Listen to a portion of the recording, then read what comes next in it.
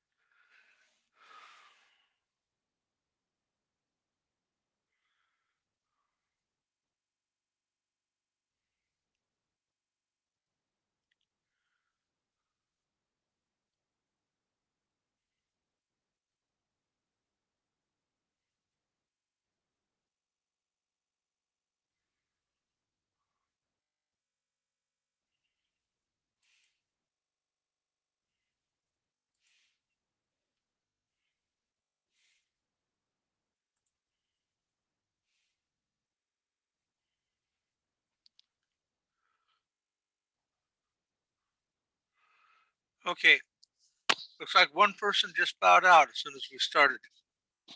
You don't get credit for 1 minute. Whoever that was, there, somebody's back. Anyway, any questions?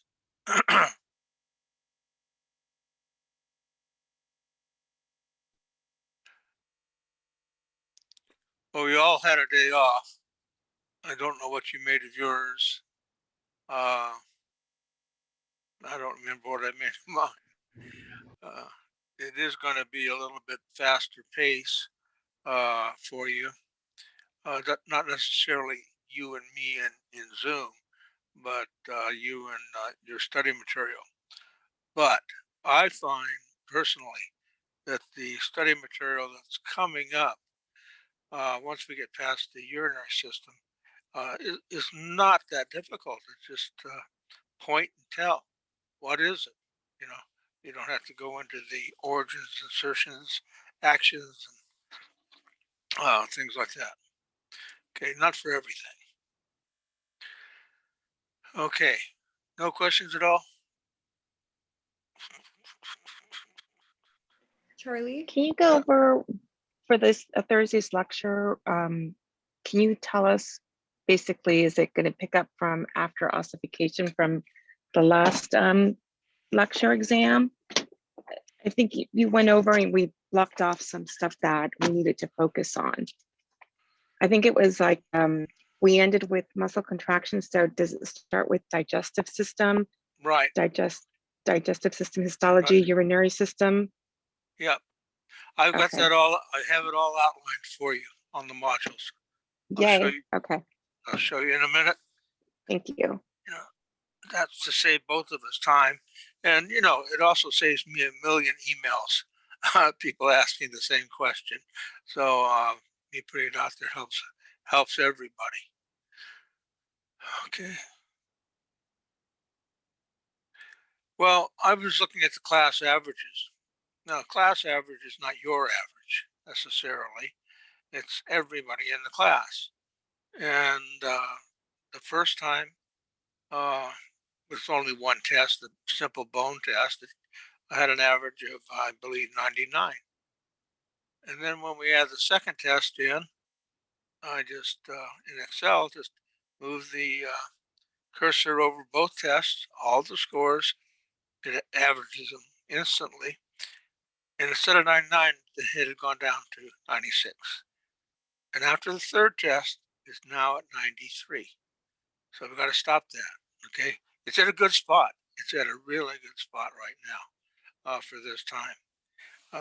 But look at your own scores, see which way they've been going. If they've been holding steady, I predict that they probably will hold steady for the rest of the course.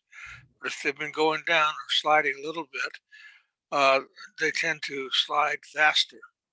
And we don't want that, and you don't want that. So let me know if I can help you, or give you any information or guide, anything at all. Okay, let's go ahead and get started then. I am recording it.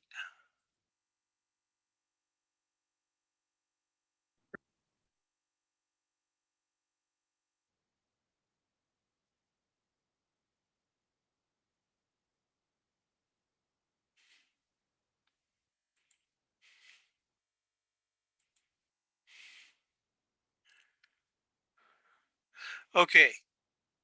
You can see the modules, please. Yes. Okay. Yes. And you'll notice maybe I switched to a larger pointer. I think that's going to help you. Okay, here we are at week 5. Okay. First off, there is a reading assignment. You say, well, we got tests coming up. We got 2 tests, one next Monday and one the Wednesday after that. That's right, but that means you don't have anything this week and the weekend. And this reading assignment is not going to get in your way. This is a reading assignment very important to the test itself. And take a look at it quick. It's chapter 24, the urinary system. I want to go over that with you now. So if you have a pen or pencil, or if you have the book, even so much better, I'll tell you which parts are really necessary and which parts might not be so important. I'm in chapter 24. In my edition, it starts on page 720. Yours may vary somewhat, but you'll get to it pretty fast if you look around page 720. This outline is going to be due by P3. You remember that the digestive system outline, the previous chapter 23, is also due at the same time. Both of those are so worth doing because of the test material. It really revolves around these 2 chapters more than any of the others. Okay, so if we're there, tell me if we're not, but on chapter 24, of course, read the introduction and the kidneys. Gross anatomy of the kidneys, very important. The figure 24.1 is also important. Location and external anatomy after the kidneys. Yes, that's important. On the next page, for me anyway, the figure 24.2 is not important. It's interesting, and but it's nothing that's going to show up on the test. Internal gross anatomy, definitely. Many checks need to go there. And then the figure 24.3 is important. You know that the clinical application is not important to us, although it may be the most interesting part of the book. Gross vasculature and nerve supply, no and no. So we'll flip the page. Now I'm looking at it, I'm seeing a lot of terms that I'm going to give you, but I don't want you to outline them. Okay, you will be asked to know these terms, so not skipping them at all. But I don't want you to try to outline them. I think that that's an exercise in just minutia. Okay.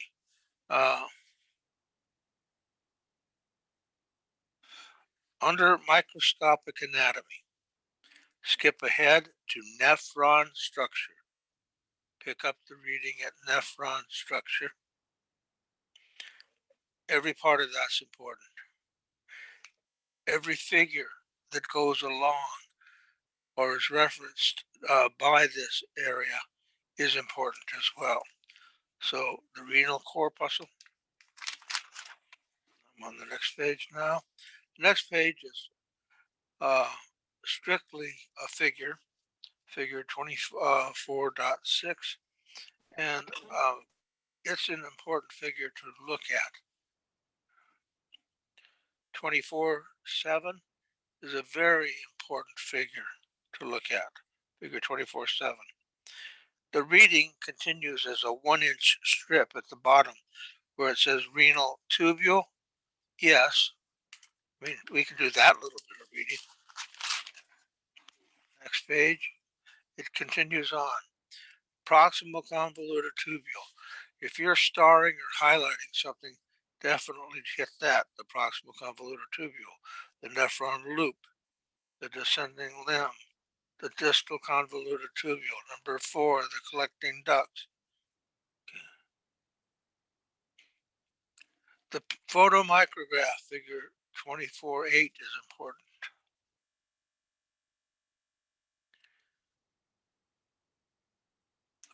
Classes of nephrons.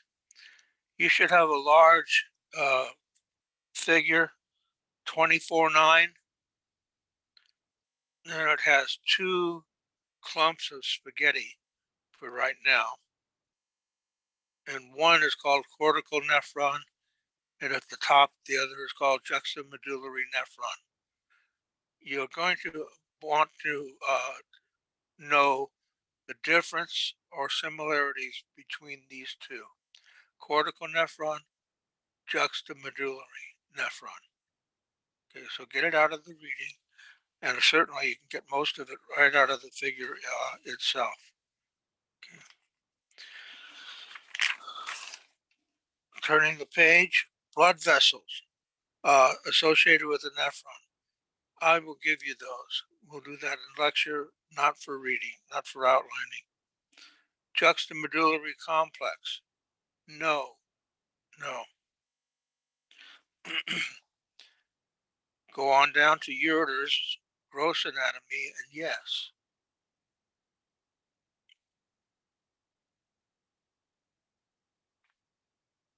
Microscopic anatomy. This is one time I'm going to say yes. Now we're going to do microscopic anatomy the last couple of weeks, and you'll get plenty of this, but we're going to do this one now. Okay, so that's of the ureter. Skip to the urinary bladder, gross anatomy. Read on a little bit, you see vessels and nerves. No, by now you're getting the idea that I don't want you to outline things that say nerves in it. Not yet. When we get to the nervous system, you're going to get plenty of that. Okay. Microscopic anatomy of the urinary bladder. No, no. Okay. The histology of the bladder, though, figure 2413. Yes.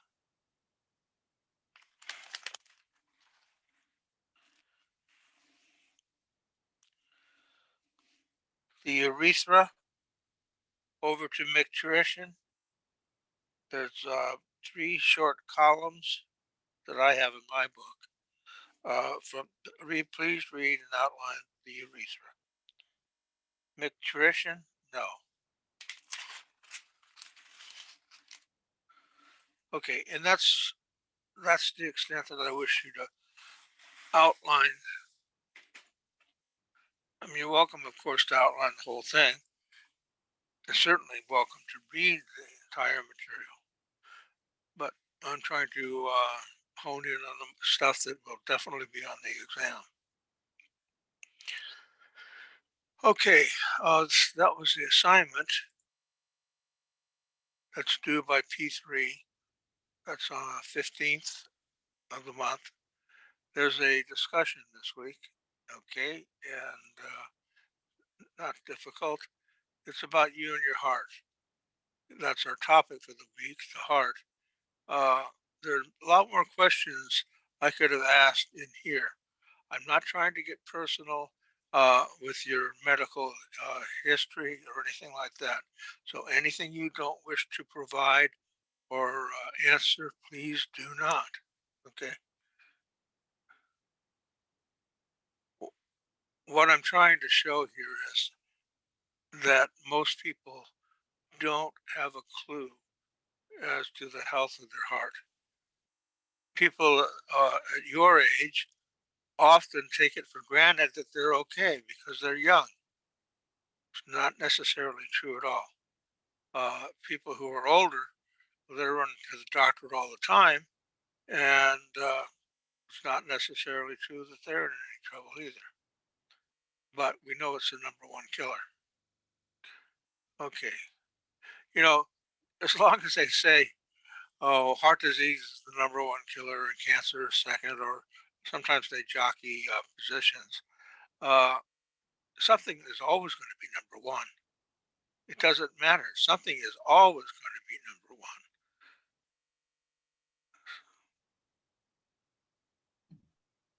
Charlie, have we already gone over what to outline in chapter 23? 23 is the entire chapter. Okay, thank you.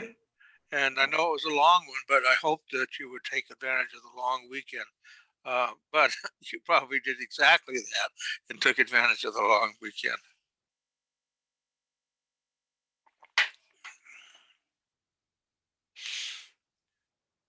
My dog loves fireworks. It doesn't hide.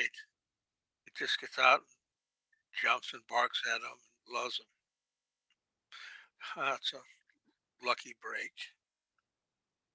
Okay, now let's take a quick look. It's some of this material that looks pretty long and formidable. Okay, our lecture today is going to be the urinary system. Okay, and then in lab today we're going to start ear, brain, eye, and we'll dip into the heart, which becomes the rest of the topic for the week. Okay, and this will spill over into next week, of course. I have 4 practice examinations for you right here. If you try to do them right now, I mean, even before we have the urinary system lecture, you can't answer them all. You'd be guessing. So if you take any of these practice exams, you can take them any number of times. If you come across a question you think we haven't covered yet, well, skip it. Skip it and come back later. Okay. But I think pretty much after today, you should be able to jump on these. Okay. What's on L2? L2 is a week from today. That's what's on L2. The digestive system, the cross section of the GI tract. We have lectures by that title. The serous membranes, the urinary system, that's happening today. Structure of the heart and pathways through it, that's happening tomorrow and Thursday, along with labeling of important structures of the heart. That means on L2, I'm going to have a diagram of the heart and I'm going to ask you to label it. I'm not going to ask you to fill in the blank like that one question on our last test that sneaked in. I will have matching and I will have letters and you'll choose the proper letter and put it in for the answer and away we go. So labeling of important structures, the blood components and functions of the white blood cells. Okay. That we'll do this week as well on the last 2 days. And I'll start you on the vessels of the circulatory system. Okay. This is wrong. I see I wasn't thinking. I did this last night. A list of terms you need to know is in Module 5. 2 practice quizzes, no, 4 practice quizzes, I upped it, are located in Module 5 also. 10 is, 10 is a module we're not going to get to in an 8-week class. So I will change this and you'll find the material here. Okay, review terms for lecture test 2. Lecture test 2 starts with the digestive system. So here's mechanical digestion, chemical, salivary amylase, all these digestive system terms that we spelled out. Okay. That keeps on going down the page and then that goes into the other side, sorry.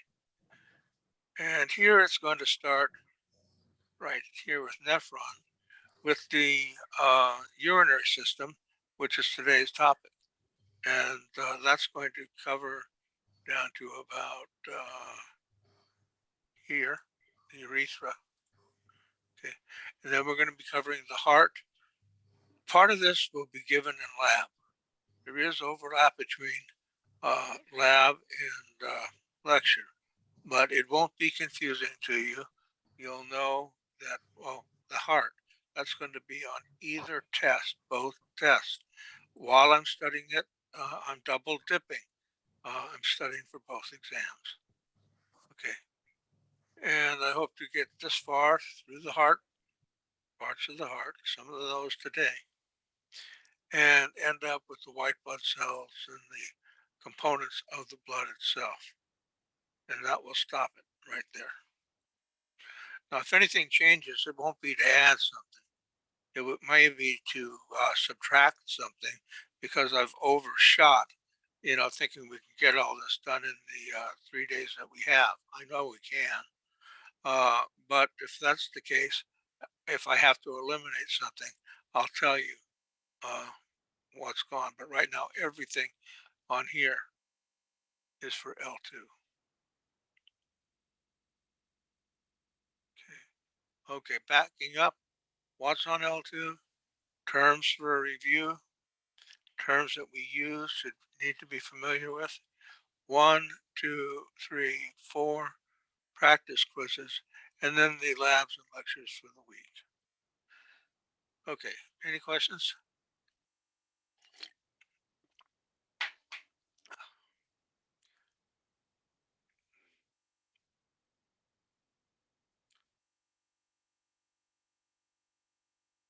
Okay.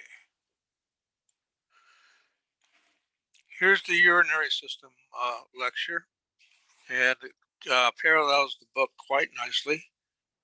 And I don't know, it's always one of my favorites. I guess I like puzzles. I like mazes. I like to follow the connect the dots and that kind of stuff.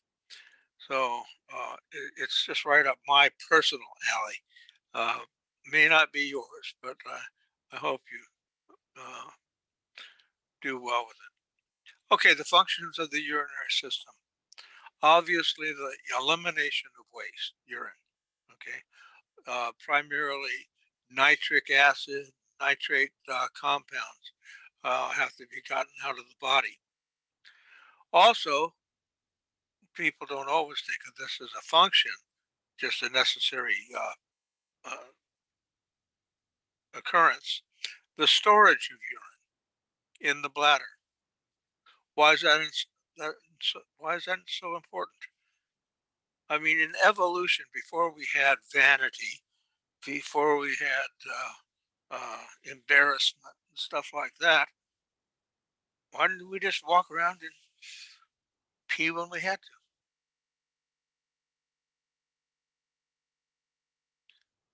What's the advantage of storing the urine? You can go at your own time. Yeah, it's true. You can go at your own time. Could the scent attract predators? Huh? Could the scent potentially attract predators? That's good. That's a good reason. Yeah, absolutely. Marked territory, we know that as well. But think of this. If you were a cave person 50,000 years ago, maybe 100,000 years ago, I mean, where are you going to sleep? You're going to sleep in a cave if you can, or something that's protective against other animals coming in, something with only one entrance possibly. But you're going to be sleeping on the ground. There's no going to be Simmons certified mattress or something like that. You're sleeping on the ground. And if you can't hold it, okay, if you just have to go when it's time to go, you'll be waking up with diaper rash pretty soon. Of course, it's not really diaper rash, but the infection would be horrible. Okay? So this is a matter of survival. And that's the way evolution works. So you call it survival of the fittest if you want to. There's many other ways of looking at it. We also maintain our salt balance. Okay, the amount of salt or solute. I don't necessarily mean NaCl salt. All the salts, potassiums, and others in our body. We don't want them too high. We don't want them too low. Okay. If you get too high a level of potassium, that's pretty damn bad. Too low, same consequences. Okay, the maintenance of salt balance is important. The maintenance of your blood pressure depends upon the salt balance. So they're hand in hand. And then the general maintenance of homeostasis. The term is the important part. We've talked about homeostasis before. The maintenance of the status quo of a healthy individual. Okay, I think that's pretty straightforward. The components of the urinary system are just as straightforward. There's only four components. You know you have two kidneys. We even talked about last time when we talked about the parietal peritoneum, how it covers the kidneys and insulates them from the abdominal cavity. The two kidneys are said to be retroperitoneal in position, behind the peritoneum. Okay, and so this is important to prevent infection as much as possible. Okay, we have two ureters, one from each kidney, of course, that conduct the urine to the bladder. Now, while the conduction is taking place, there's no further action upon the urine. It stays the same. The processing of the plasma of the blood into good and bad components, the bad being urine, is over with by this time. Ureters are partially retroperitoneal. Let's see where I used that term someplace. Here it is. They're partially retroperitoneal because the first approximately 1/2 of the ureter tube is behind the peritoneum, and then it pokes through.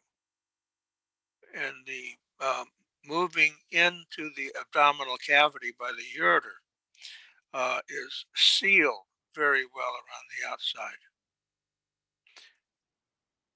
And then the two ureters enter into the urinary bladder. They enter to the posterior side, a little bit low on the bladder, inferior on the bladder, on the posterior side. A lot of times, tubes, we know the cystic and hepatic duct, for instance, they come together and then enter as one. Later on, you're going to hear about the seminal vesicles joining together and entering into the prostate area as one. But in this case, that doesn't happen. There are two tubes and two entrances into the bladder. Which is worse, a bladder infection or a kidney infection? Kidney. Yeah, the kidney infection is worse, much worse. They even have over-the-counter stuff for bladder infections. And I'm sure many of you have experienced their discomfort. But if the bladder fills and you have a bladder infection, and the bladder fills, well, if there's a constant liquid pathway from the bladder back to the kidneys through the ureter, you can spread the infection to the kidney very easily. And so the body has evolved to take care of itself. How? When the bladder fills, if it happens to be infected or if it's not, it doesn't matter. It swells up, maybe as large as a baseball, okay, and puts pressure against your back. And the pressure is pressure on the ureters, the two that are coming into the bladder, and it pinches them off. So if you wait too long, we call it, I guess, uh, uh, then you fortunately have this backup It doesn't decrease the pain, that's for sure, but it stops the infection from going into the uh, uh, kidney itself. Okay, the exit from the bladder, okay, is the urethra. Okay. Tubular passageway to the exterior. We'll be learning a lot more about it. We'll be learning the type of tissue that lines it when we do histology. Okay, so 4 components. Now, this part here, this can be daunting. But by the time we're finished, it should be a piece of cake. I'm going to move past it for a second. I went through it myself this morning, even though I'm the one, of course, that wrote it, and tried to make it better. How can I make it better? Well, I'm going to show you the picture first. Then I'm going to go up, and then I'm going to come back to the picture. I don't expect you to remember anything really right now. Just take a look at what we've got. Here's a kidney. Okay. The medial side of the kidney over here with my larger pointer is called the hilus or hilum. Okay. Now you don't see the pointer here. Don't worry about it. I mean, you don't see the label. Okay. It's coming. This is the hilum right in here. Okay. Red blood, blood vessel indicates an artery. This artery has blood in it, obviously, and some of that needs to be filtered. Okay, it comes in and it goes in between these structures here, here, here. You can't see it, you can barely see it. In between. These are like little lobes. So these are called lobar arteries, and going the other direction is a lobar vein. Okay. These spread out once they get to this point, and the lobar artery and veins sort of leapfrog all the way around. They're all joined together. The veins being followed here. These are called the arcuate arteries and veins. Now, you don't see that term here, but you will in just a second. Okay. Now, the arcuate artery and vein is sort of unique. They split this kidney into 2 parts. It's like cutting a fruit open. The outside's one color and the inside's darker. The outside, all this, is the cortex of the organ. And the darker portion and everything in between is the medulla.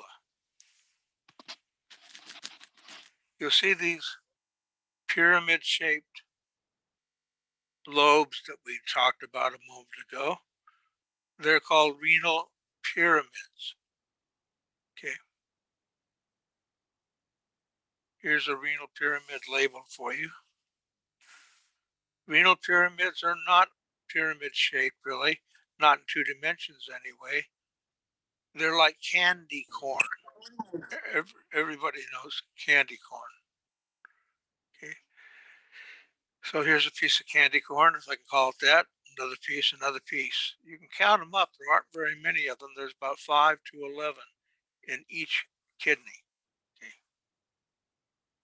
We need to talk about the processing of the blood and separation out of the urine, but we can't do that on this diagram. We'll see it in a moment. But it does end up coming out and coming out here. Okay. This is called a minor calyx. A minor calyx. Where 2 minor calyces come together. Each renal pyramid has a minor calyx. Where 2 come together, it's a major calyx.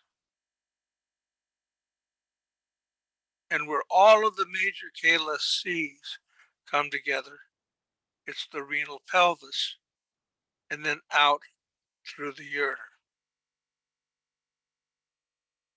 Now, the reason I just wanted to go through that quickly, don't worry, it's not going to be the only time today. We're going to see it again. I want you to try to understand the text that I have above.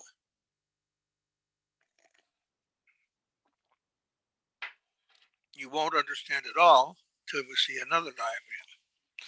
Okay, structures of the kidney, the hilus, remember that one? On the medial side, it's the indented medial side of the kidney. Okay. What goes in? Renal artery. What comes out? Renal vein. What comes out? Ureter. The cortex is the outer portion of the kidney. It contains something we're going to call glomeruli, which are at the start of the nephron. The nephron is going to be the physiological unit of the kidney, the unit that filters the plasma. We had a physiological unit for the bone, for a compact bone. It was the osteon. So we get used to that term, physiological unit. The medulla in the center portion, okay, inner portion of the kidney, and it contains the renal pyramids. Okay, so far I think we're okay. The renal pyramids themselves, you remember one of them? Real shape is a candy corn, 5 to 11 of these.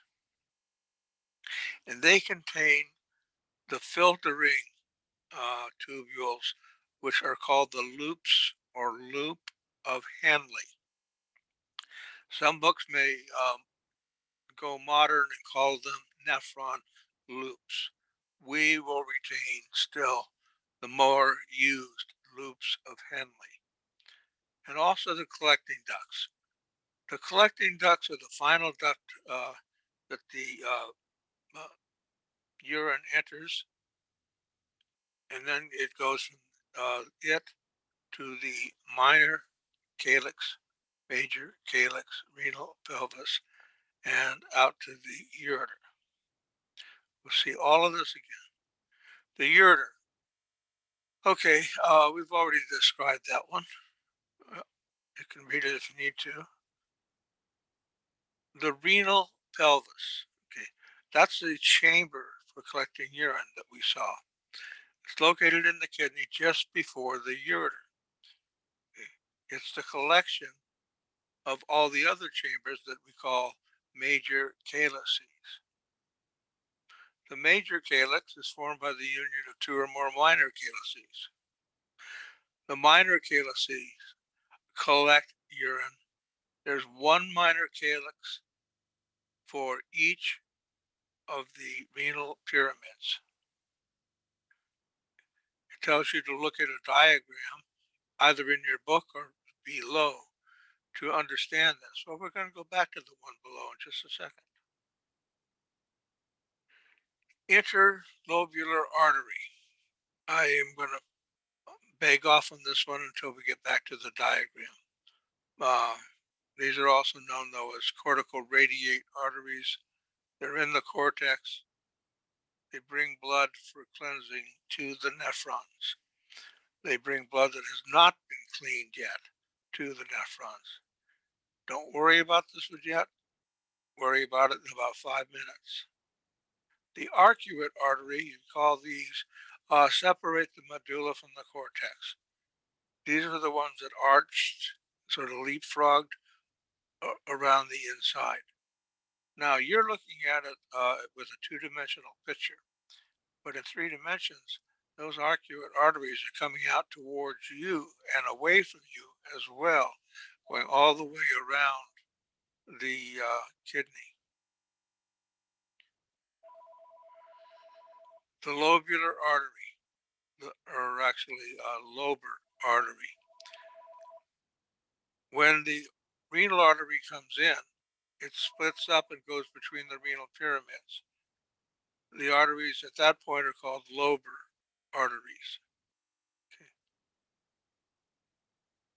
Afferent arteriole.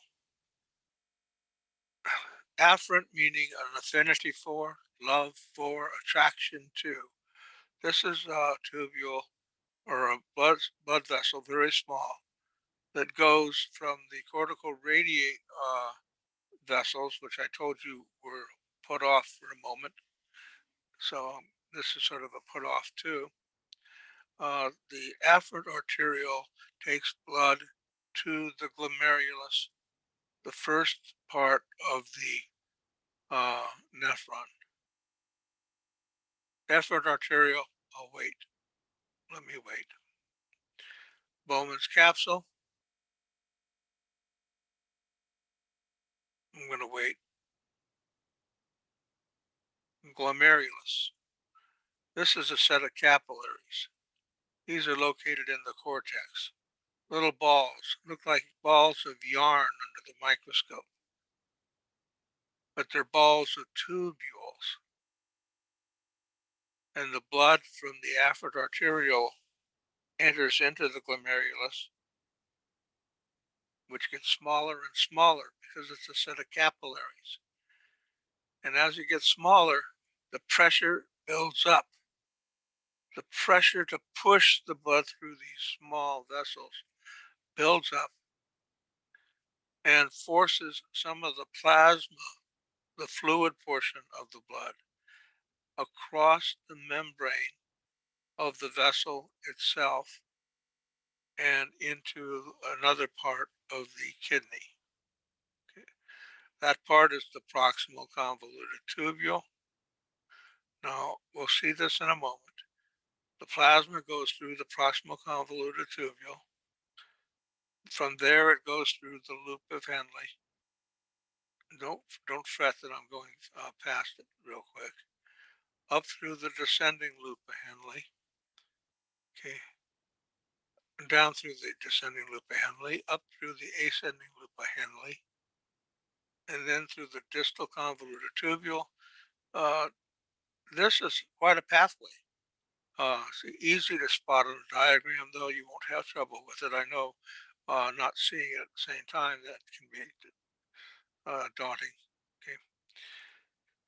But these are all tubules. Okay. And what's happening as the plasma goes through these tubules, what's good about the plasma, some proteins and water, is going to be resorbed, taken back up. But what's crappy, the nitrates, okay, and nitrous compounds, and any other waste product is not going to be resorbed. It's going to pass along the full length of these tubules, and they end up at the collecting duct, which receives the urine from the far end of the tubule, which is the distal convoluted tubule. The vasa recta is a set of capillaries also. It surrounds this pathway, the loop of Henle. It's a small capillary network that reabsorbs the water and the protein and the parts of the plasma that the body still wants, and lets the rest go by. Now, we'll be back to here for a second. Okay, what do I want to show you here? Here's the arcuate artery, and you'll notice there are vessels going out into the cortex.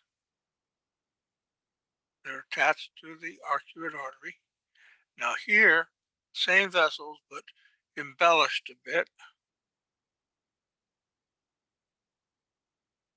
They look like barren trees with aged fruit hanging off of them. The trunk is a blood vessel.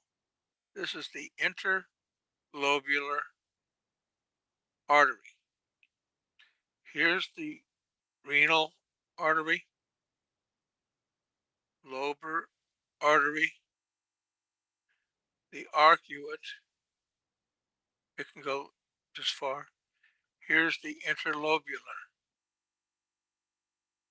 Now there's a small attachment, a small other vessel that This will not help you much with. Another diagram is going to do that.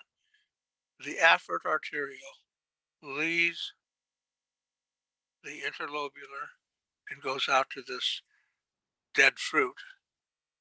And we're going to call that the Bowman's capsule. Bowman's capsule.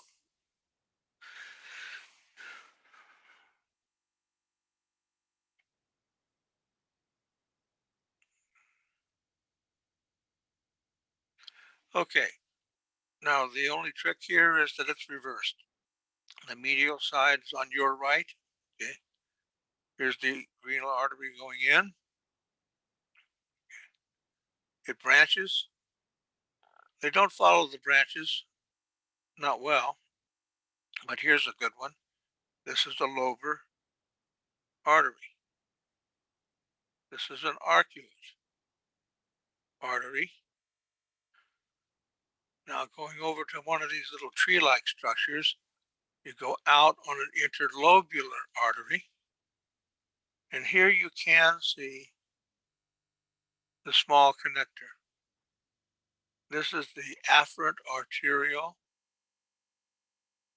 and it's going out to a structure called Bowman's capsule, which would be at the start of the nephron. Now, a moment ago, I think I said the glomerulus is at the start of the nephron. That's true also. They're hand in hand. You don't find one without the other. And we'll see what they look like in just a moment. Here's the renal pyramids emptying into a minor calyx, where two minor calyces here and here, for instance, come together. It's a major calyx. Where the major calyces here, here, here, here, where all of these come together, and mostly it's an area hidden by the vessels. This is the renal pelvis.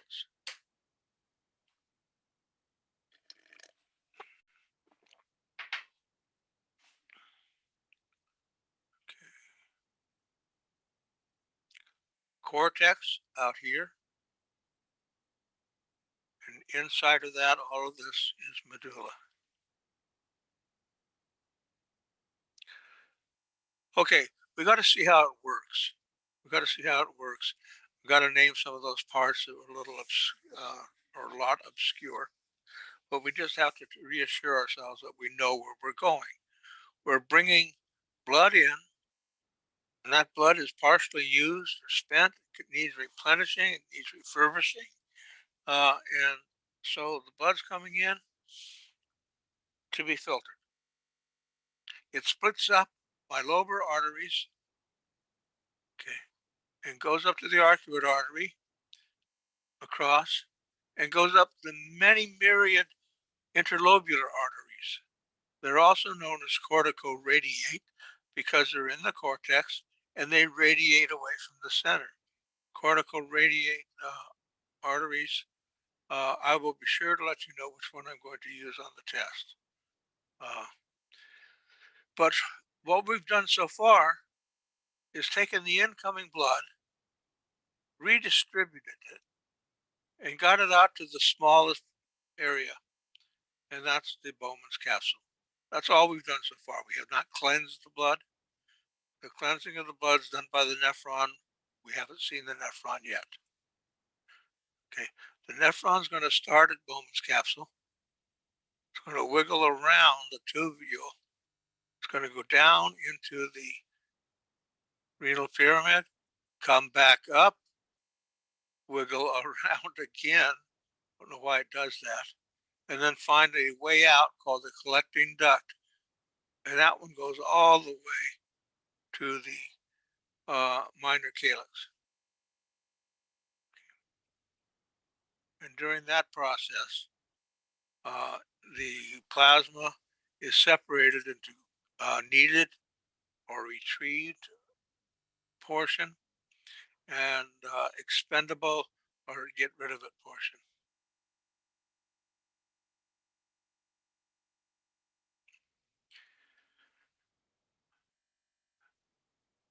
Here's the tiniest kidney.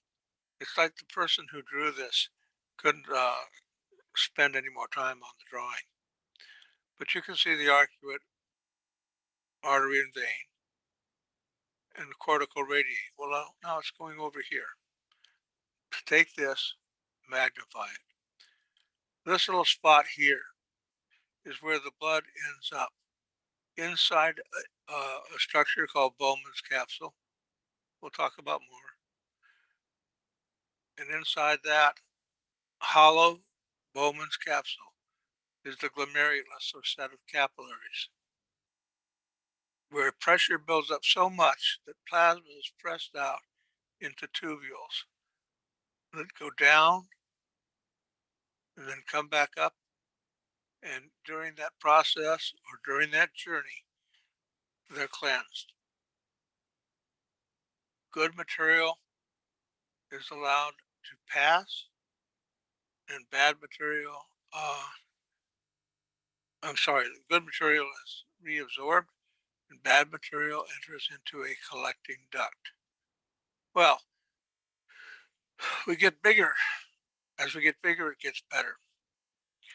Here's an arcuate artery and vein going around, just showing you a little bit. Arcuate artery goes up the interlobular or cortical radiate.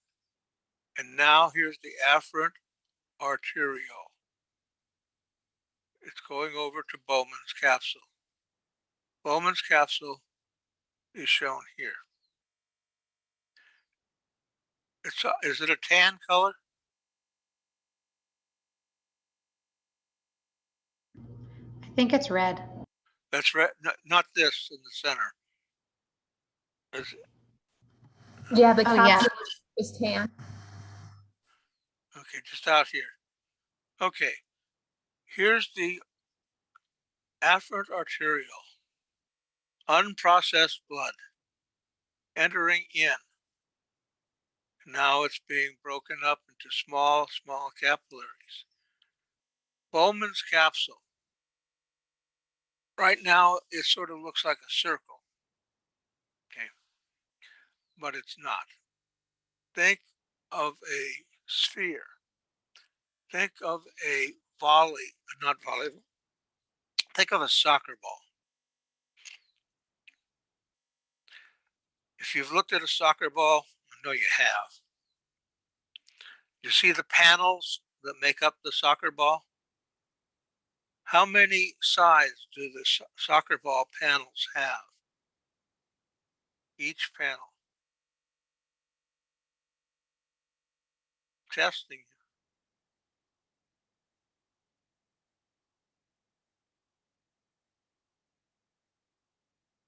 you. Do any of you play soccer?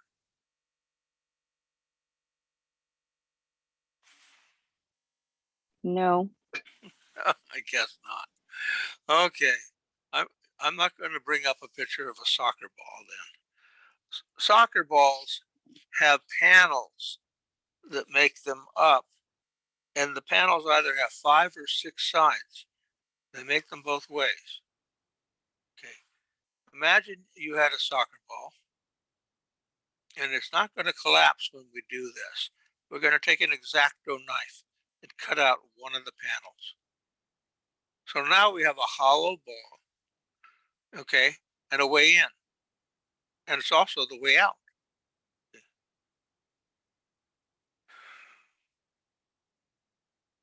Well, the blood can come in through that hole. It's pressed around in the glomeruli, or glomerulus singular.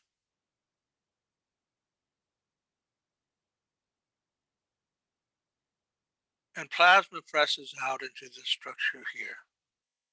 This is the proximal convoluted tubule. As long as blood keeps coming, and it will keep coming, more and more plasma is going to be pressed out, and it's going to push the preceding plasma along. And now it's going to go downward. This is the descending loop of Henle. It's called just loop of Henle here, but it will go down first. Then the actual loop is here at the bottom. the ascending loop of Henle, the plasma is being pushed, and now it's going into the distal convoluted tubule, proximal close to the Bowman's capsule, distal farther away. And now it's fully urine, and it goes into a collecting duct where it's no further changed, but instead it's taken to the minor calyx. The blood in the glomerulus has pressed out some of the plasma. That's good and bad stuff. It's got to be separated. But where's the rest of the blood going to go? Goes right back out through the efferent arteriole. And this is kind of magic. It spreads out. And now here it is blue, spreading out over the loop of Henle. So the plasma is in the loop of Henle, and the efferent arteriole is surrounding it, reabsorbing the good material, and then depositing it back into the venous system and into the general circulation. The stuff that makes it through the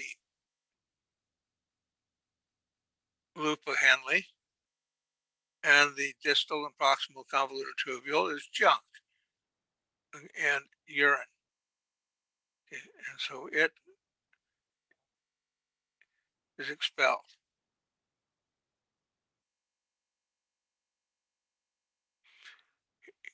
This is a summary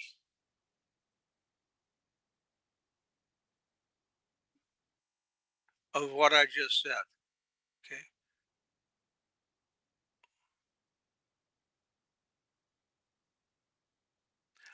I don't expect you to be speed reading it right now or anything like that. It's exactly what I just said. So please do look it over and let it help you the next time you go through that one.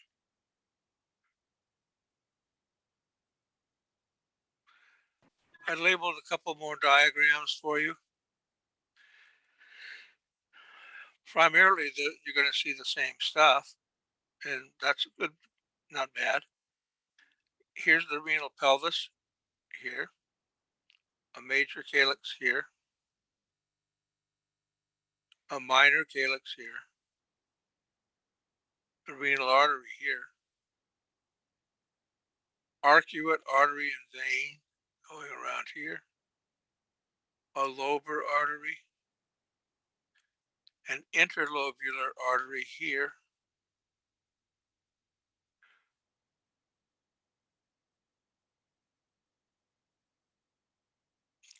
you know, I want you to know the term cortical radiate, but I've been using interlobular a lot today. So I think on any exam, I will, if it's the choice or a choice, I'll put interlobular and then in parentheses, cortical radiate. So you know I'm talking about the same thing. Here's the cortex out here and medulla in here. Here's a collecting duct, not labeled.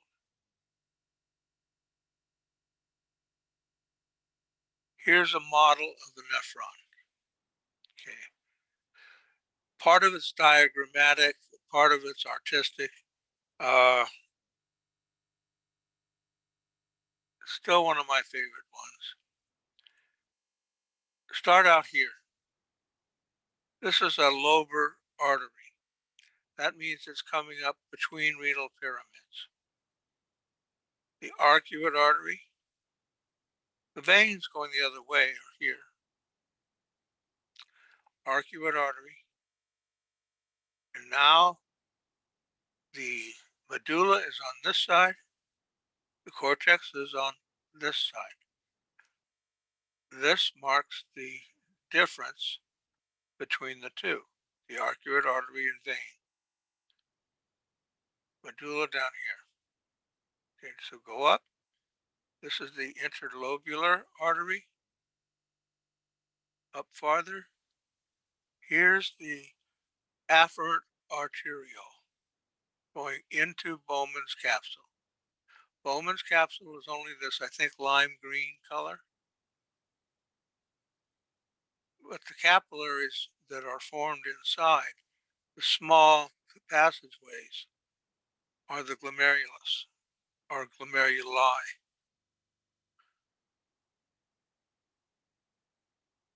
Plasma is pressed out and first through here, proximal convoluted tubule,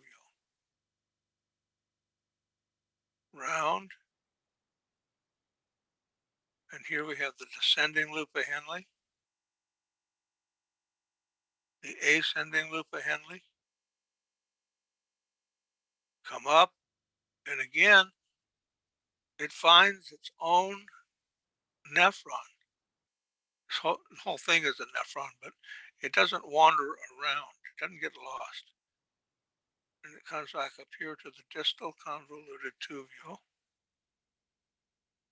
It makes its way over to the collecting duct. The physiological changes, the chemistry takes place with these blood vessels surrounding the loop of Henle. They're called the vasa recta. The vasa recta originate from the efferent arterioles, the one that leaves Bowman's capsule, and then spreads out. And then away and back.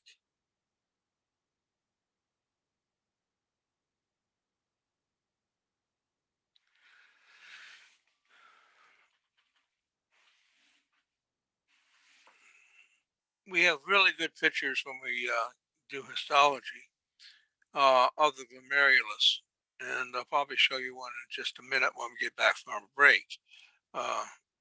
None of these show the glomerulus very well for you. Okay, so I will do that as soon as we come back. Okay, now that goes.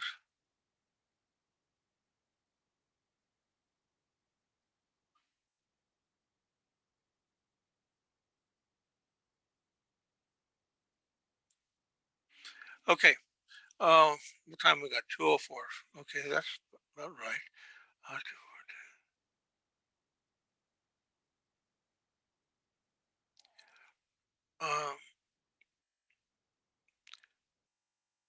Take until 2:20. Okay, and I'll see you right then.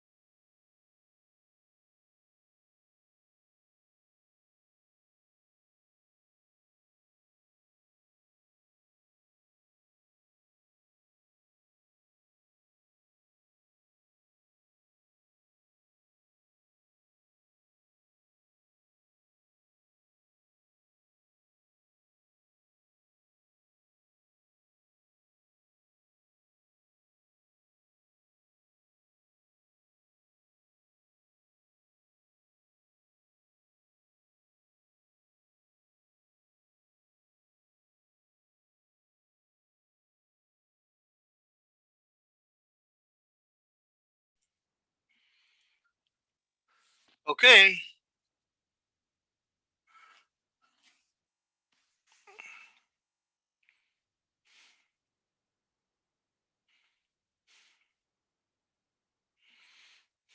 Hi, Charlie. Hi. Okay. Anybody with a question for the good of all? Okay, just.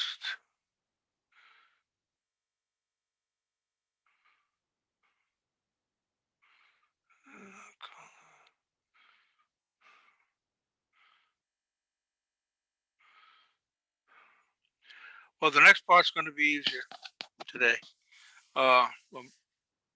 We'll start lab, but any thing that you want to ask about the urinary system, well, I first got to get the screen shared. I want to show you that glomerulus. You're seeing the screen now, please? Yes. Yes. Okay.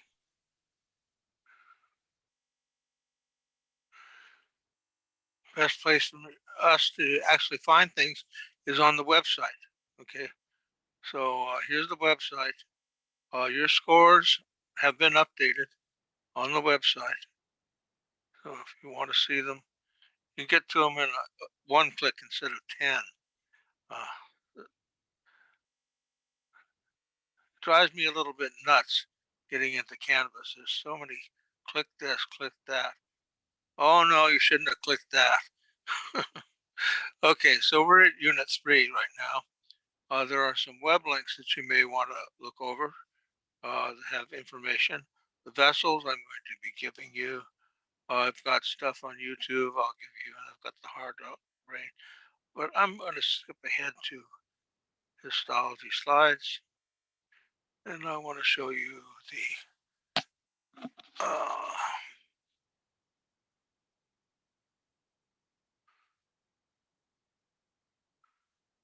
kidney.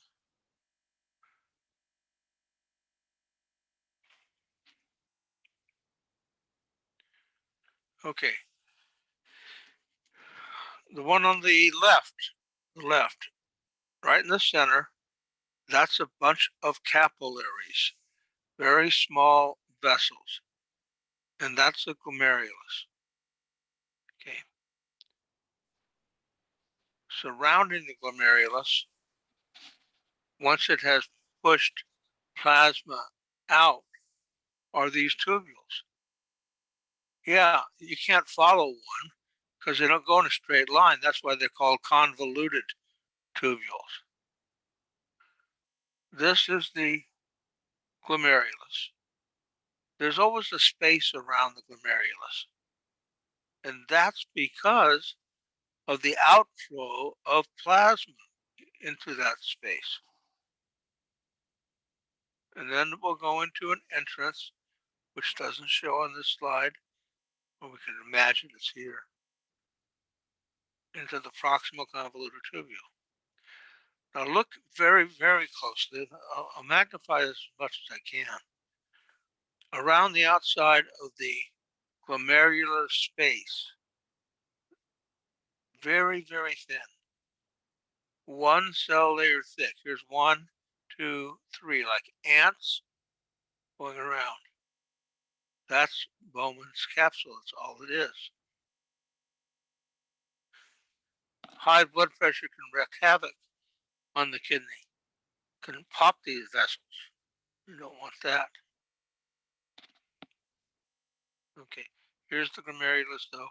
Now, these could be proximal convoluted tubules and probably are, but the distal convoluted tubules on their way back also come back to the same Bowman's capsule before finding the collecting duct.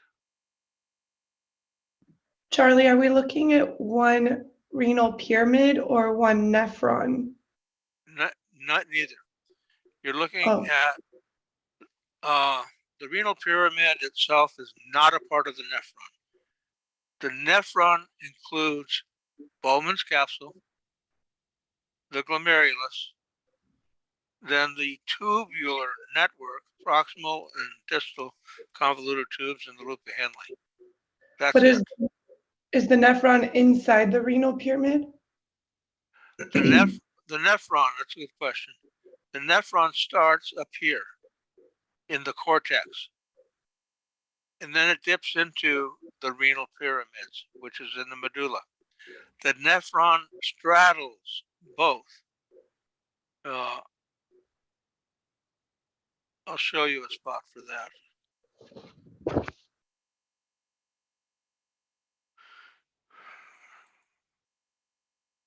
Yeah. Let me go back to my pictures.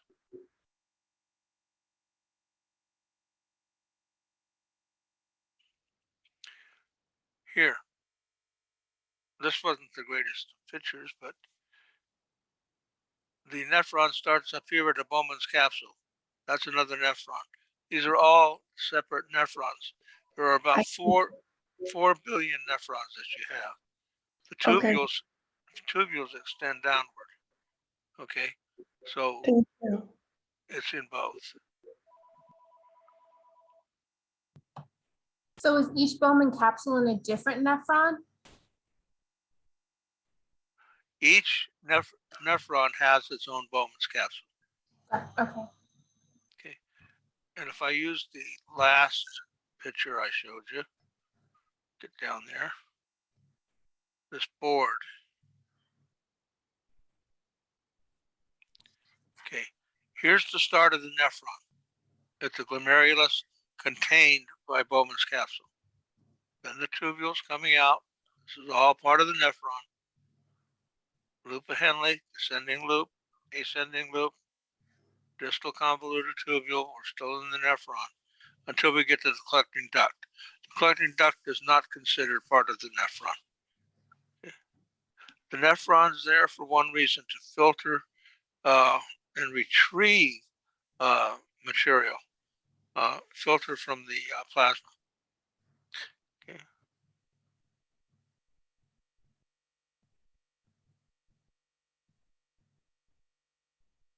Now you do have that chapter to read assigned to you. That's why I said it's not. It's a very good use of time when you do that chapter. Okay.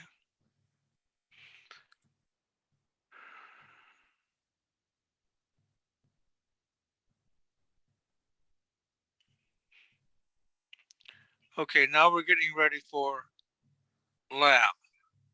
Okay. Lab test is 7 days, not 7 days, 7 Zoom meetings away, but it's a week from Thursday. We did not change the date of the lab test. And I know a couple people thought or felt, may still feel, that the two tests too close together. But really, they share a lot in common, especially the heart. I think it actually can be quite helpful. I know it's going to be helpful to have the lecture test on Monday rather than to cram it in on Thursday. Okay, so there's no test this week. Okay, 7-6, ear, brain, eye, heart, a lot of stuff. Okay, but just mostly a lot of terms. Okay, here are the structures of the ear that you are responsible for. Okay. The pinna is the outer portion of the ear, what you can touch, hold. The auditory canal, you put a Q-tip in, for instance. The tympanum is your eardrum. I do have a nice picture for you. The eustachian tube equalizes the pressure between the outside and the inside of the tympanum. You've all gone uphill in a car or downhill and your ears pop. Okay, well, that's because the pressure wasn't equalized. It was increasing or decreasing on one side or the other. And finally, your eustachian tube, which is to regulate that, popped open. Your eustachian tube closes like a wet straw, and it's pretty useless for most of the time. But when there's enough pressure to blow that straw open again, you'll see what I'm talking about. You will equalize the pressure on both sides, and you'll get a popping sound. Receptor cells for sound are located in the cochlea, which we'll see. The semicircular canals maintain balance and posture. The vestibule contains fluid for the semicircular canals. The vestibulocochlear nerve, that's two nerves in one. The vestibular nerve and the cochlear nerve. Together they make up cranial nerve number 8, and they conduct sound to the brain. And then we already know the malleus, incus, and stapes from the bones. They transmit in this order, malleus, incus, stapes, from outside to inside. Okay, but now we can see it. Here's the pinna.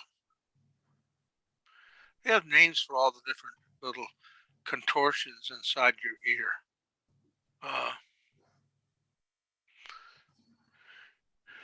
Here's your auditory canal.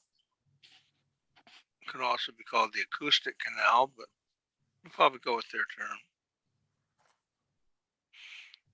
It ends at the tympanic membrane, or eardrum, also called simply the tympanum.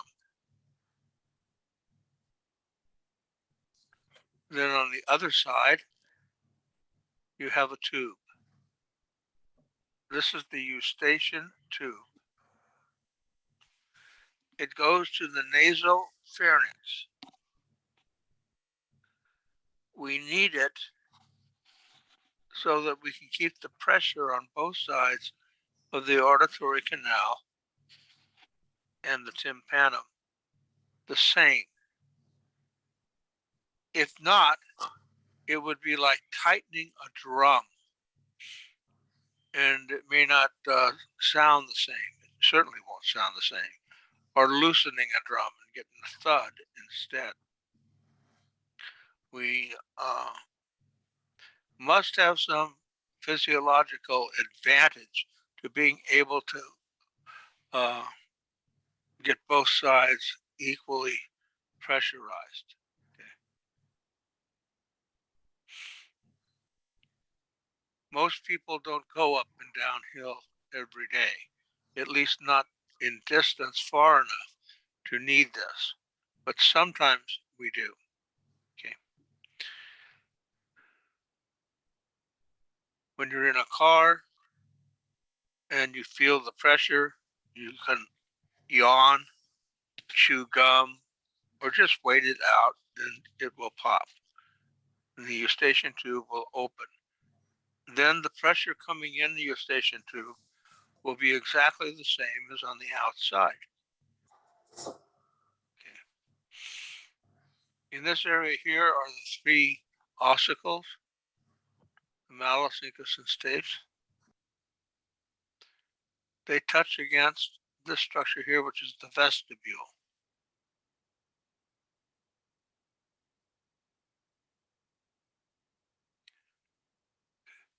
A nerve comes off of it, and the snail-like structure, the vestibular nerve and the cochlear nerve. The snail-like structure containing sound receptors is the cochlea. Together, these two make up the vestibulocochlear nerve. Coming off of the vestibule on each side are 3 semicircular canals. The fluid that is inside of them and is stored in the vestibule moves around as you move around. If you bend over to pick up money, the fluid goes forward. If you turn your head to the right or to the left, the same sort of thing. You ever catch yourself falling asleep, sitting in a chair or in class? Yeah, falling asleep. Well, it's a quick alarm clock for you. doesn't mean it always will catch you in time. The semicircular canals are for balance and coordination. We need 3 of them in each side because it takes X, Y, and Z to pinpoint a location.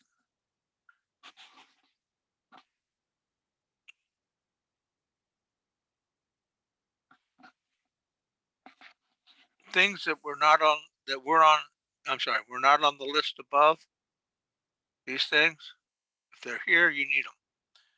If they're here, but not elsewhere, you don't need them. So you don't need the round window, okay? Very little else.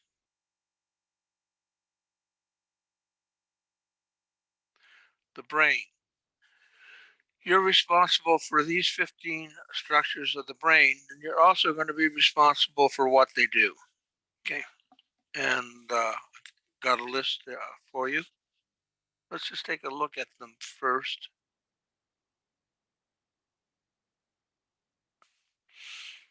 Okay, these are sheep brains, and displayed like this and this, both ways, helps us to see everything. Underneath the brain, we have a fairly large gland.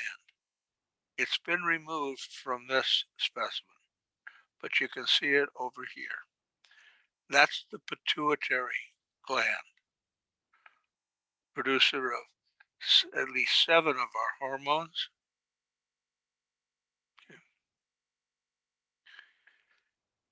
At the forefront of the brain, on the underside, are the olfactory lobes, also known as olfactory bulbs. So you got to turn this guy over in your mind, set each one of those oblong olfactory lobes on top of the cribriform plate on each side of the crista galli. So they'll be right there above the olfactory foramina to sense any smells, any gases that are coming in. These are the olfactory lobes. The largest part of the brain is the cerebrum. It's the part which, with which we think or have logical thought. Behind that is an older part of the brain, primarily concerned with respiration and heat metabolism. This is the cerebellum. Now you can't see much of the cerebellum here because the Pons label has gotten rid of it. That's okay, we've got many of these. Here's the cerebellum.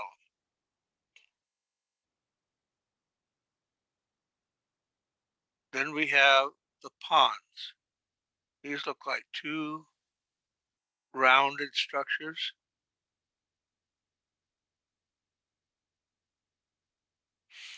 The cerebellum sits, and that would mean, please rotate it in your mind. The cerebellum sits upon this structure, the medulla oblongata, also just known as the medulla. And leaving the medulla is the spinal cord.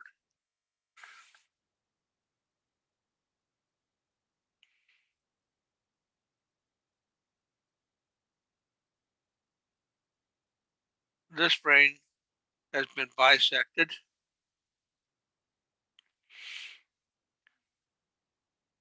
The cerebrum is out here.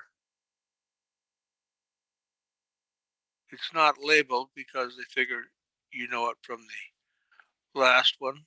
Well, I'm not going to assume that yet. Here's the cerebellum.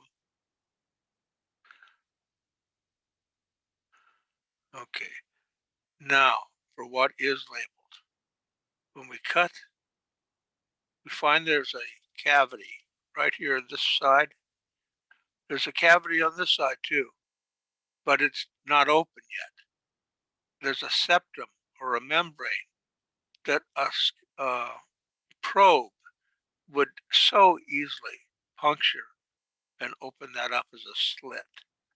And you see the slit on this side. These are the lateral ventricles. Lateral ventricle. They are separate from each other. They hold cerebral spinal fluid and cushion the brain and nourish the brain.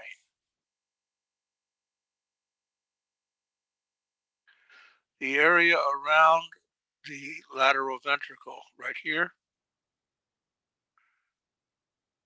is the corpus callosum.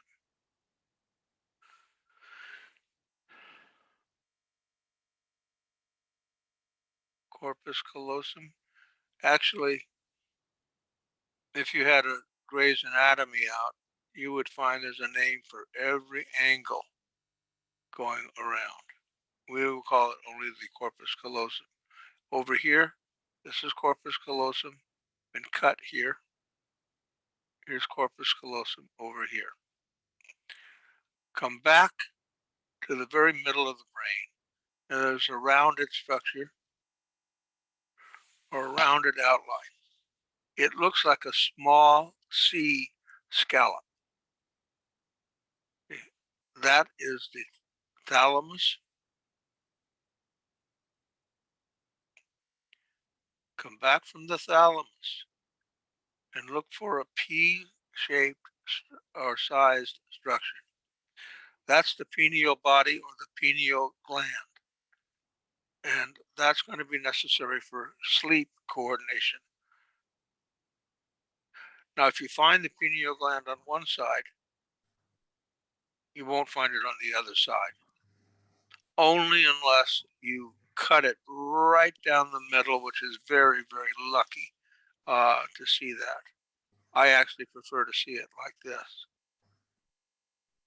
If you go to the back of the corpus callosum. Charlie, before you move on, can you go over the body of the corpus callosum one more time? Yeah, I'm doing it right now. Okay, thank you. Here's the corpus callosum. And then with the tail, drop straight down, you'll find the pineal body. That is not part of the corpus callosum, though. No, Okay. no, the pineal body or pineal gland has a different function altogether. Produces melatonin. It's an endocrine gland, actually. Now behind that, we went thalamus, pineal body, and now we got something else here. This is the corpora quadrigemina. For all of its name, as long as it is, it's nothing more than what we call a commissure. It's a shuttle, it's a pathway. It's a roadway for neurons. It doesn't do anything itself, except it's there. Go back to the cerebellum, and we're looking for the fourth ventricle, which is just this slit. Okay. Lateral ventricle here, lateral ventricle here. They actually have numbers 1 and 2. And then you have the fourth. Where's the third ventricle? You never get to see it in dissection because you'll break it every time. It's right in here, right in the middle. So we don't worry about the third ventricle. The fourth, like I said, is a little slit, but it serves the same function as the lateral ventricles. It has cerebral spinal fluid, and it nourishes the brain and spinal cord. It also is a tunnel that goes through and connects to the lateral ventricle. Now, I personally have never seen this tunnel, and I don't expect in my lifetime I ever will. Okay, that's just too small. Okay, look at the tree-like structure inside the cerebellum. It has its own name. It's called the arbor vitae, which means the living tree. So down here it's being pointed to but I like the one up here better.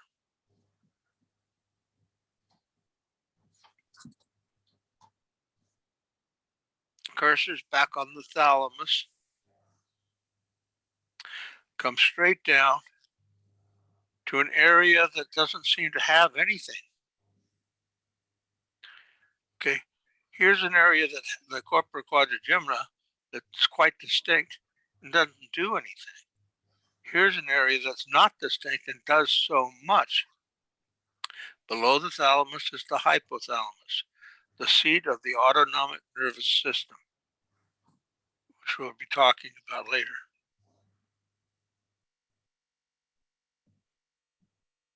Okay, now this will help you out for the question that was just asked. Here's the lateral ventricle. Now look at the corpus callosum here. The membrane has been opened. This is the corpus callosum. It's a beautiful one. Okay. Cerebrum here, lateral ventricle, corpus callosum. Below that, we have the thalamus. The hypothalamus didn't get labeled on this, but the hypothalamus will be right here. Behind the thalamus here is the pineal body. This pineal body luckily did get cut in half. The other piece will show the same thing. The pineal body or pineal gland secretes melatonin. Keep going, and we have the corpora quadrigemina. Find the cerebellum, the fourth ventricle, and as I said once a moment ago, the cerebellum sits on top of the medulla oblongata. Just in front of that, there's a bulge on the underside. That's the pons. And behind it, the spinal cord.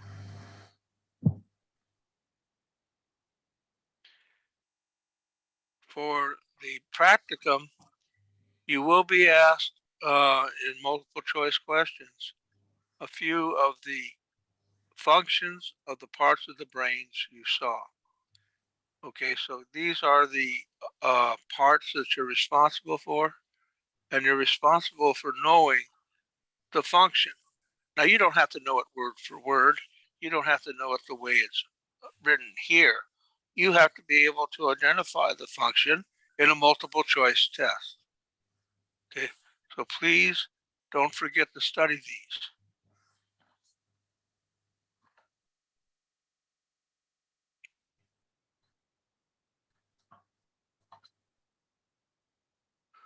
Okay, next we're going to do the eye.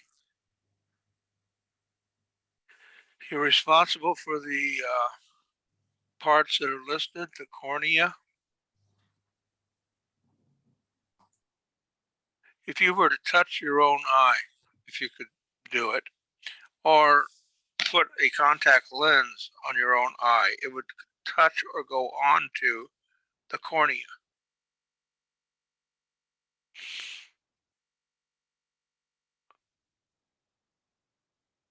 My father probably as much of a hillbilly as anybody ever was, but he had it in his mind that his son, me, was going to have contact lenses as soon as they came out.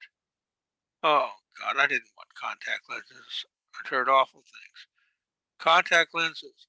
I got the first set of contact lenses, and you can't imagine these things.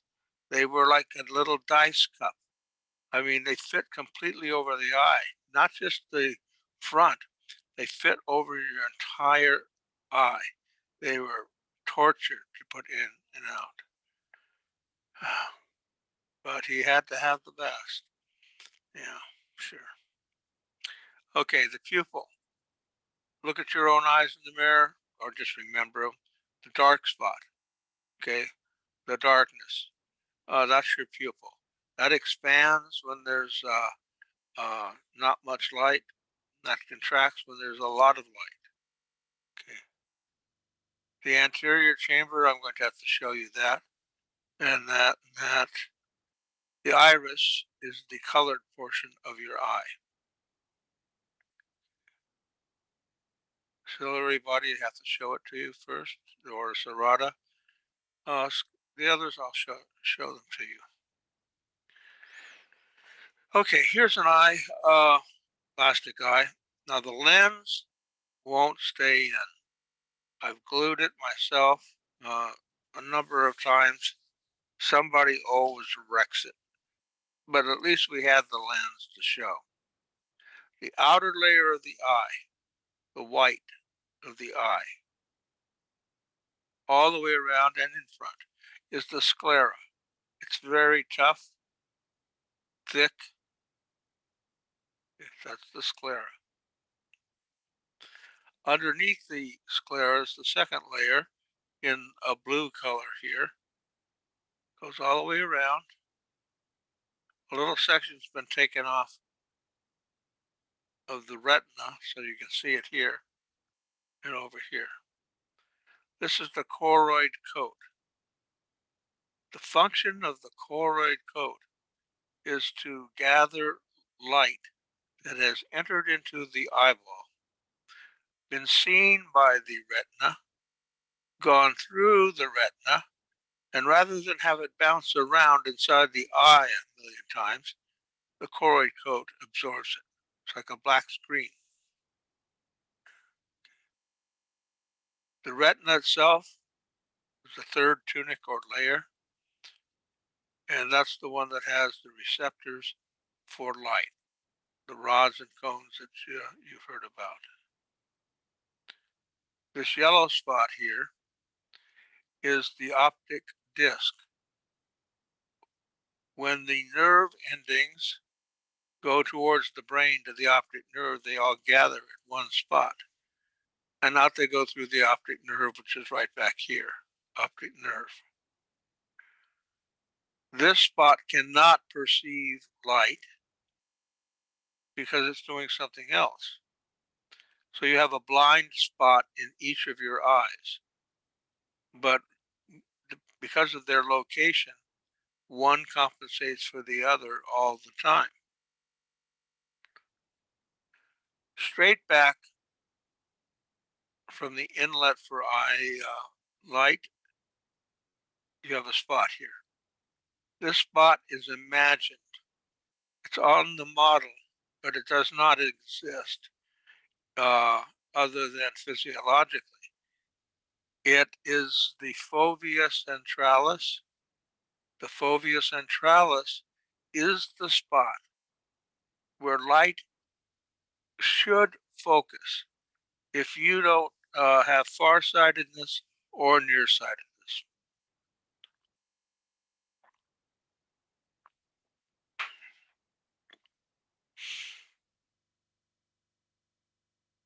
I haven't met too many people that can say that they have 20/20 perfect and have all of their life. I had it for a while, but not at first. I started wearing glasses at 2 years old because my father wanted his son to wear glasses. Okay. The pupil is shown here, the opening. The iris is the colored portion.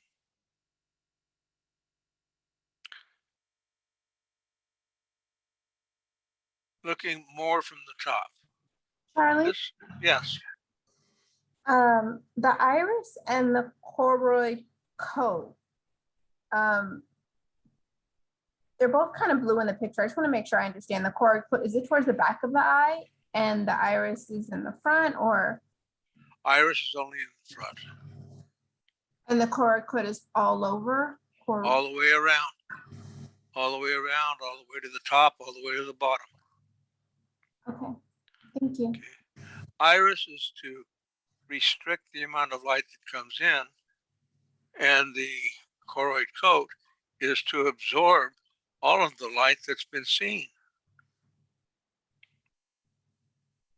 Okay, the chamber at the back is the posterior chamber.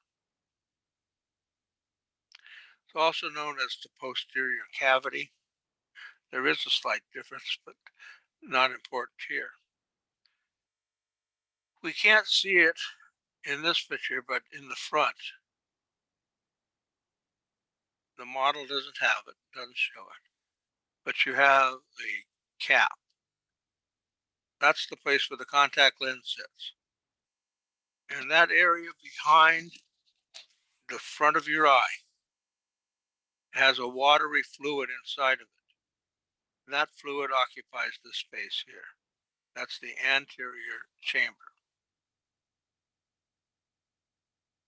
In the posterior chamber, it's not open, it's filled. It's filled with a very viscous, slow moving substance called the vitreous humor. Vitreous humor. In the front, in the anterior chamber, it's filled with a watery substance called the aqueous humor. You've probably noticed, if you looked up at the sky, not asking you to go out and look it up at the sun. My mother told me not to look up at the sun. Don't ever look right at the sun. So I went outside and I sat down and I looked at the sun for 15 minutes. And I got so many black blemishes inside of my eye, but usually they don't bother me. Do you have them too? You know, you look up in the sky and this black thread keeps moving with you. Usually you can ignore it, but once it gets your attention, it's hard to ignore for a while. That's probably sun damage, but not really that important. Do you look into your eyes and, or into the distance, or something that's just all one color like white, and you see little chains of globule or little spheres, little chains floating around in your eye? Anybody? Yeah. Yeah. Okay. They're harmless. So they're natural also.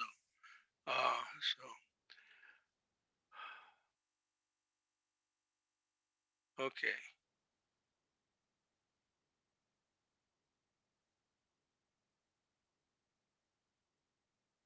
I'm going back up now to the list. The cornea, the outside of the front of the eye, pupil, space the light passes through, anterior chamber. The anterior chamber contains aqueous humor. It needs that to keep the chamber inflated. The posterior chamber, it will have vitreous humor.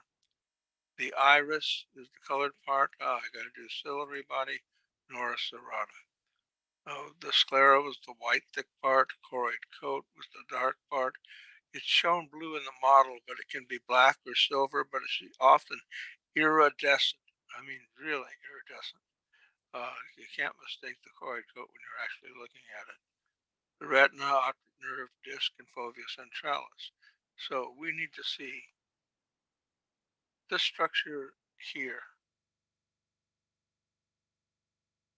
Now, where's the lens? That lens is fallen there. It should be right in here. Behind the lens, here, is the ciliary body. It is smooth muscle, and it can contract and change slightly the curvature of the lens itself. It's going to tug on the lens 360 degrees all the way around. So if you're reading a book and you have your eyes focused on a paragraph and somebody walks in the room and you look up, your focus has to change, and it does if you're under 40.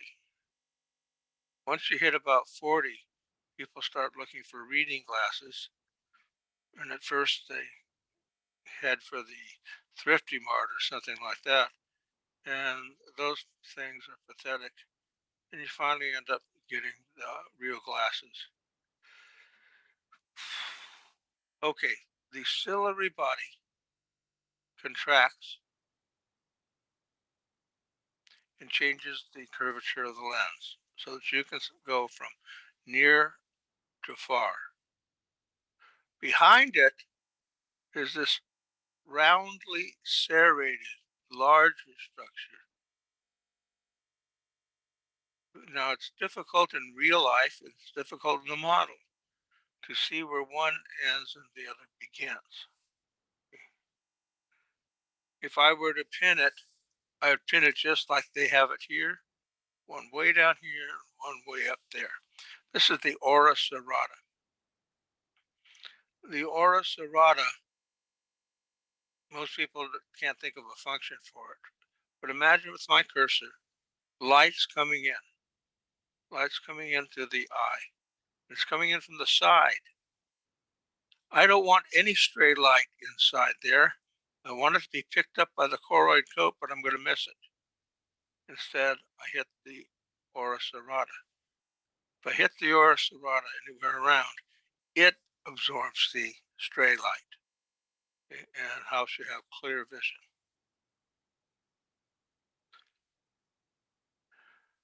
Okay, I have a chalkboard diagram on our website. It's under Unit 3 Lab. Okay, I'll show it to you, but you can also see it right here just by clicking on this. I don't want to click on it myself because if I do, I may leave the site here. Okay. The parts of the heart that you'll need to know are listed here. That's just the beginning, sorry. There's more. Okay, we're going to be doing the heart to some degree each of the following 2 days and also next week in getting ready. The heart diagram will show on the lecture test. There are about 8 questions using diagrams of the heart on Monday, and many more going to be on Thursday. So the heart's a double dipper, if I can call it that. Okay. I'm going to point out the most important parts first, looking at the anterior portion of the heart. The apex is down at the bottom. It's not labeled. It will be in other pictures that I have. This structure here is the pulmonary trunk. Pulmonary trunk is on the anterior part of the heart, and if I were having you dissect it, I would have you look for that first. Pulmonary trunk is going to the lungs. So there'll be a pulmonary artery this way and a pulmonary artery going this way, but we can't see it. The pulmonary artery is going to the lungs to pick up oxygen. So even though it is an artery, it's deoxygenated. The blood within it has already been spent as far as oxygen is concerned. So now it's going to the lungs to be reoxygenated. Pulmonary trunk. Now I'd ask you to look for these 2 ear-like structures, cauliflower ear-like structures. This one over on this side, this is the right side. This is the right auricle, otherwise known as the auricle of the right atrium. On this side, the left auricle.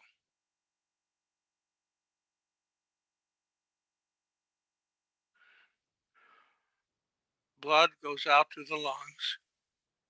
We don't have the lungs in this model. And it comes back here through 4 pulmonary veins. The pulmonary veins enter into the right atrium. Well, this is the right auricle. It covers the right atrium.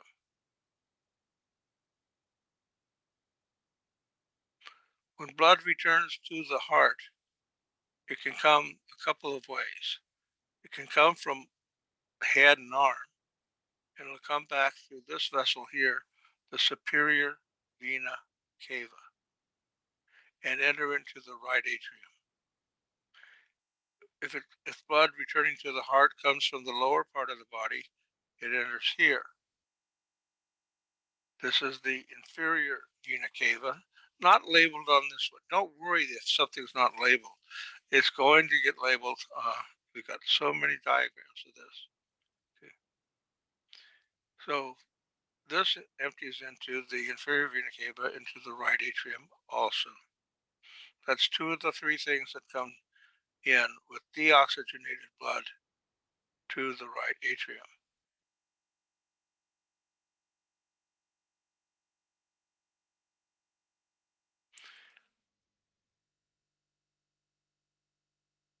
I'm going to leave these for now.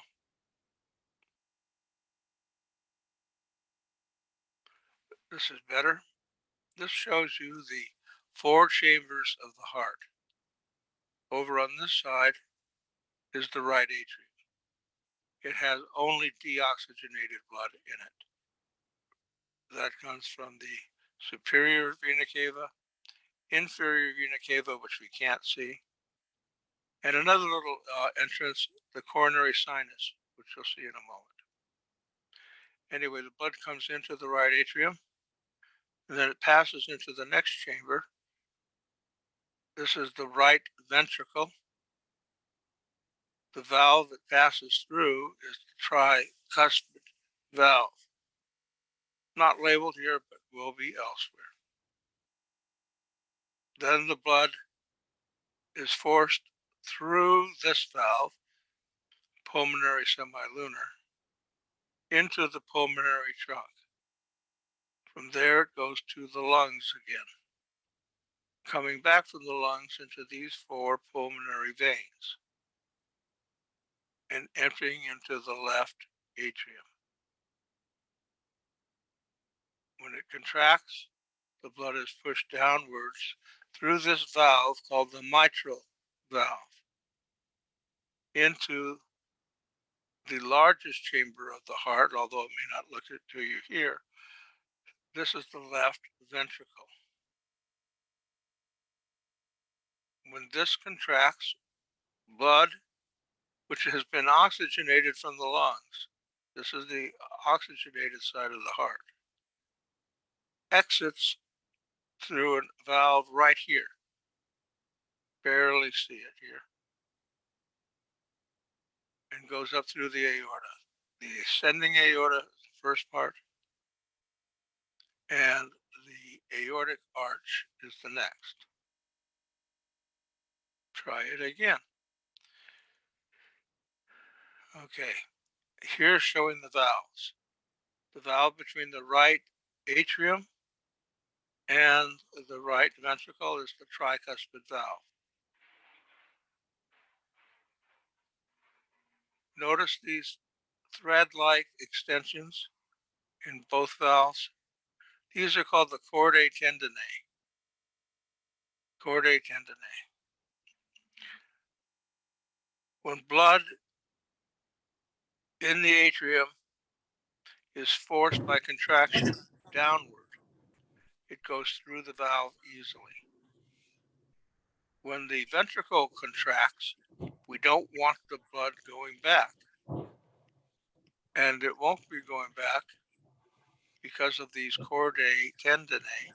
They stop the valve from blowing out backwards, leaving only one spot for the blood to go, and that's this way. And it goes through this valve. This is a pulmonary semilunar valve. Blood goes through. It's forced through. Now, take away the force, let it go. Say you squeezed it. Now, squeeze it up to here. The blood's moved this far. And now you let go. The blood's going to want to come back. It's just going to come back. It can't. Okay, turn off your microphones, please. check them. Okay. And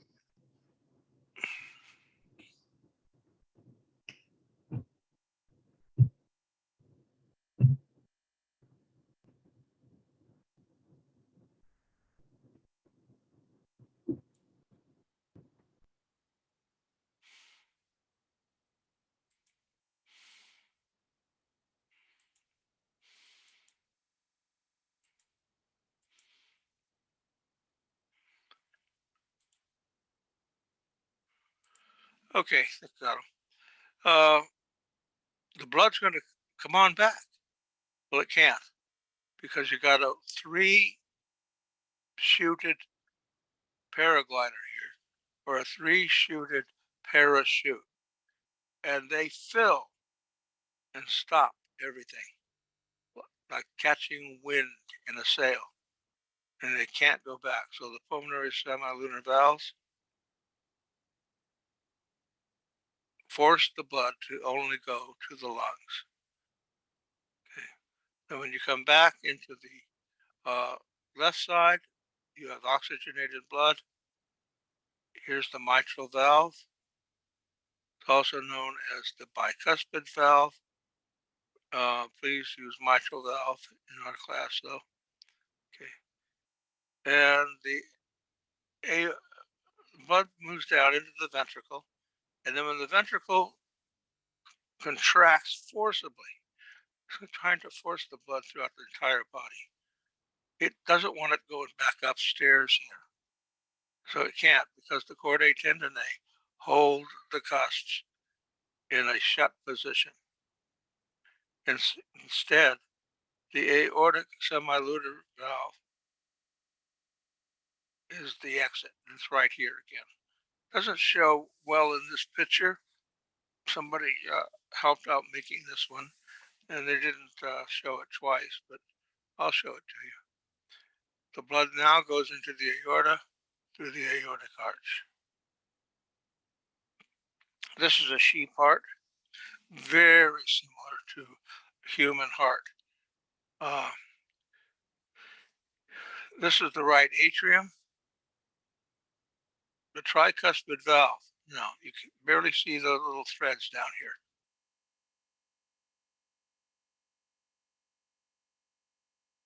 This is the right ventricle. Okay. Because it's cut, we don't see the pulmonary trunk, but we do see the partition between the right ventricle and the left side, and that's the IV septum. It's the interventricular septum. Everybody calls it IV septum. This is the left ventricle over here. This is not labeled, but it will be. This structure within the ventricle is a papillary muscle. This is the mitral valve. Here are the chordae tendineae attached to it to stop it from blowing backwards. Okay. Now, the chordae tendineae always attach at one end to a valve cusp or flap. And at the other end, they always attach to a papillary muscle. That's how I know that for sure. That's a papillary muscle there. An attachment there, an attachment there, an attachment there. The left atrium, not remarkable here.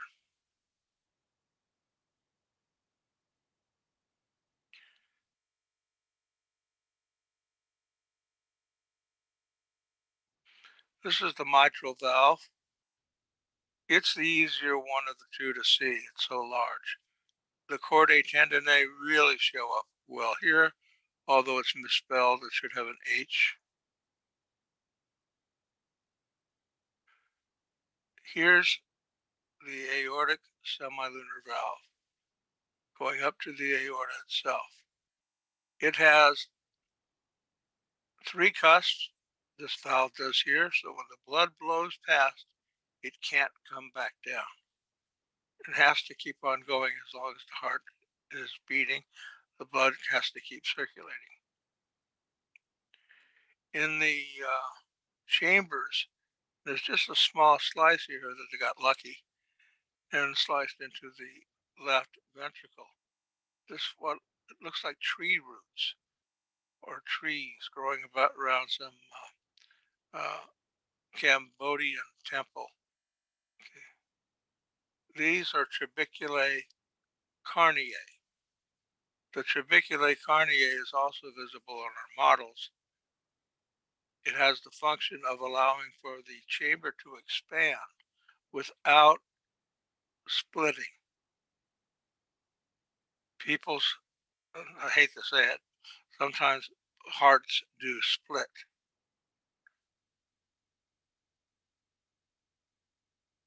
Here are the various layers of the heart. The outside layer is called the visceral pericardium, all the way around, whatever you can touch. It's firmly attached. It's also known as the epicardium. It's not the same thing as the parietal pericardium. The parietal pericardium is a sac around all of this, but it's loose. And you could tear it and strip it off, and that's what's happened here. This is the epicardium. This thick wall, including the IV septum, is myocardium. It's composed of cardiac muscle. Now, anything inside the heart, if you could inject indelible ink into the heart and let it go through one time, it would stain everything black or dark blue. And everything it touches is endocardium. Now, this needle is pointing to here for endocardium, but this also happens to be the papillary muscle. The chordae tendineae are also endocardium. The mitral valve is endocardium. The walls of the chambers, all of them, are endocardium. Everything inside is endocardium.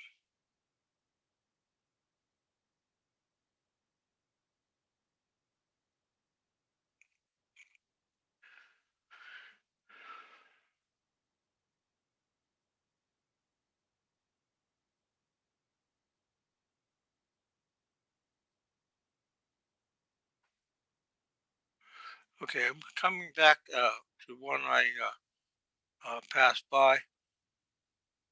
I didn't feel we'd gone far enough to bother with it now. Since we've got it here today, it's the last thing. I do want to do it. Here's the aortic arch. Okay, that's carrying oxygenated blood. There are three vessels that come off of the top of the aortic arch in the human. Now, this is one difference with the sheep. It only has two. The cat, I'm sorry, only has two. Okay, so what are these three? This is the aorta. This first branch is the brachiocephalic artery or brachiocephalic trunk. Brachiocephalic means it's going to the arm and to the head. Blood that passes by that may get diverted into the left common carotid artery.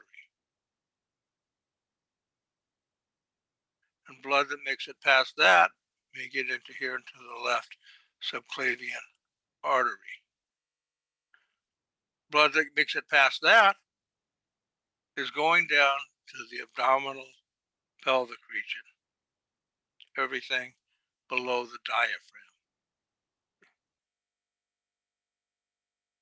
Well, everything above the diaphragm is going to be serviced by these three vessels.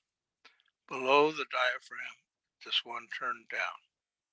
These three vessels in order are very easy to remember. Remember your ABCs. A for aorta, B for brachiocephalic, C or common carotid, or just carotid. And S for subclavian. A, B, C, and we have an S for ABCs.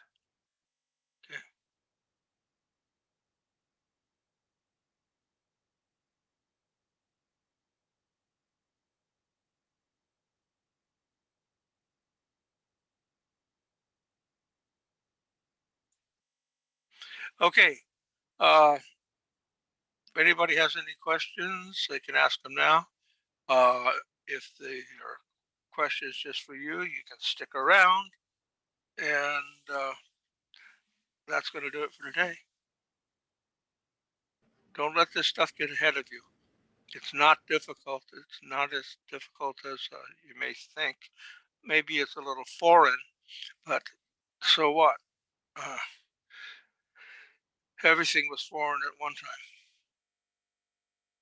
Okay, so if you want to exit, fine. I'll see you hopefully tomorrow. And if you want to hang around, I'll be here.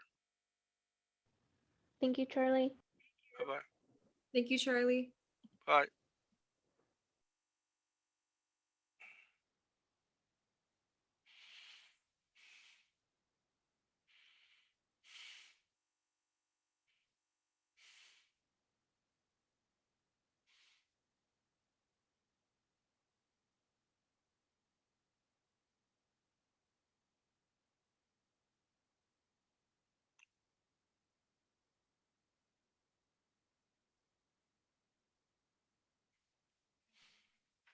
Thanks, Charlie. Have a great Bye. afternoon.